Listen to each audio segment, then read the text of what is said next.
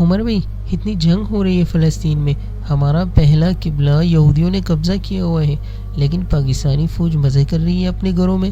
پاکستان اپنی فوج کیوں نہیں بھیج رہا ہے اسرائیل کے خلاف لڑائی کے لیے؟ چلو آج اسی بارے میں بات کرتے ہیں۔ سنو، پاکستان اپنی فوج کبھی اسرائیل کے خلاف نہیں بھیج سکتا۔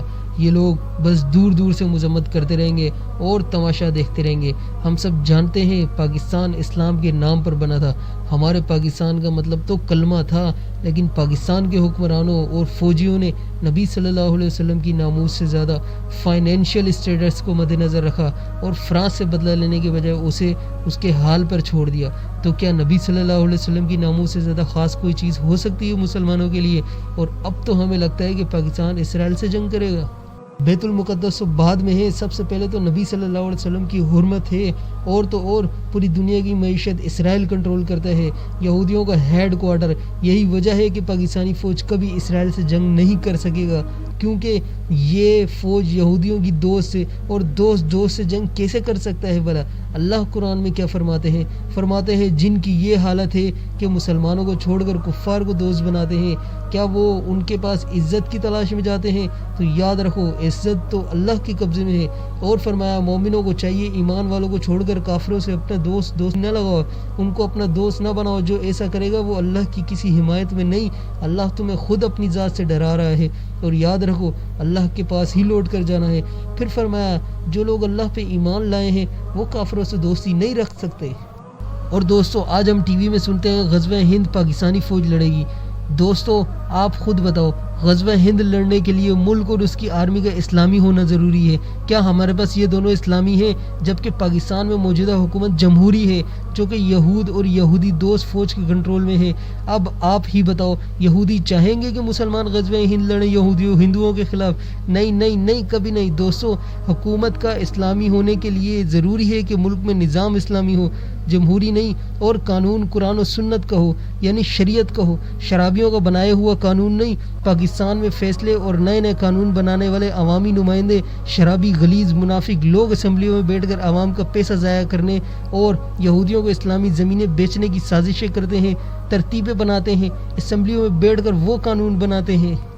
کیا آپ کو معلوم ہے اس کا مطلب کیا ہے؟ اس کا مطلب یہ ہے کہ اسمبلی میں بیٹھے لوگ اگر زنا کو جائز اور حلال کرنے پر راضی ہو گئے تو پاکستان میں زنا حلال ہو جائے گا، اس کا قانون بن جائے گا۔ جس طرح شراب کا قانون بنایا کہ شراب حلال ہے بیچو، دوستو اسی طرح کے بہت سے قانون ہیں انہی لوگوں نے حلال کیے ہیں، جیسے کہ سود لینا، سود دینا، جبکہ سود تو اللہ اور نبی صلی اللہ علیہ وسلم سے اعلان جنگ ہے۔ اب آپ بتاؤ، اللہ اور نبی صلی اللہ علیہ وسلم سے اعلان کرنا جنگ کا، اور یہ حکومت اور اسلامی ہو سکتی ہے؟ سورہ انفال میں اللہ نے کیا کہا اے ایمان والو، اللہ اور اس کے رسول صلی اللہ علیہ وسلم کا کہنا مانو، اور جس چیز سے اللہ اور رسول صلی اللہ علیہ وسلم نے منع کیا اس سے منع ہو جاؤ۔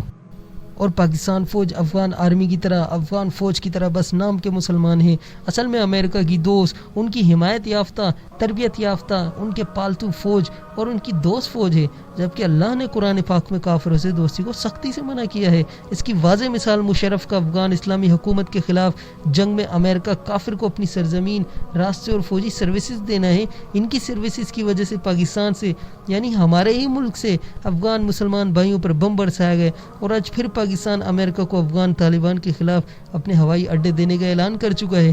یعنی سوچو یہ کیسے مسلمان ملک ہے جو پڑوسی مسلمانوں کو مارنے کے لیے کافروں کو اجازت ہی نہیں بلکہ جگہ دے رہے کہ آؤ یہاں سے مارو مسلمانوں کو۔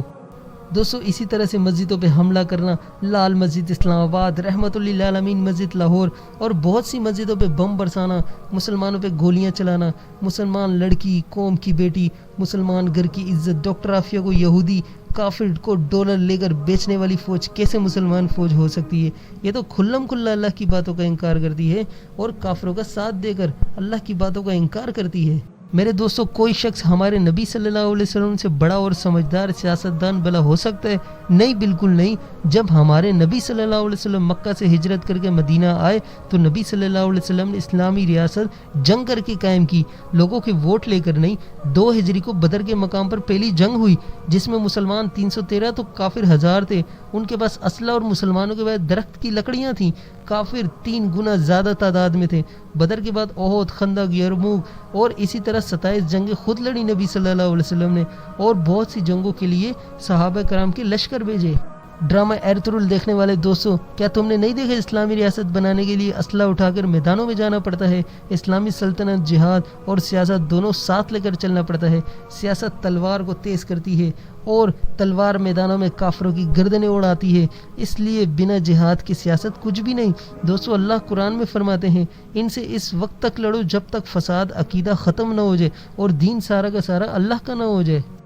دوستو، ان سب باتوں کا خلاصہ یہی ہے کہ ریاست مدینہ یا اسلامی ریاست پاکستان میں اسلامی ریاست کو لانے کے لیے جمہوری لوگوں سے جنگ لازم ہے، جس کی اسلام نے ہمیں تربیت دی ہے۔ اس کے بعد ہی انشاءاللہ ملک اسلامی ریاست بنے گا۔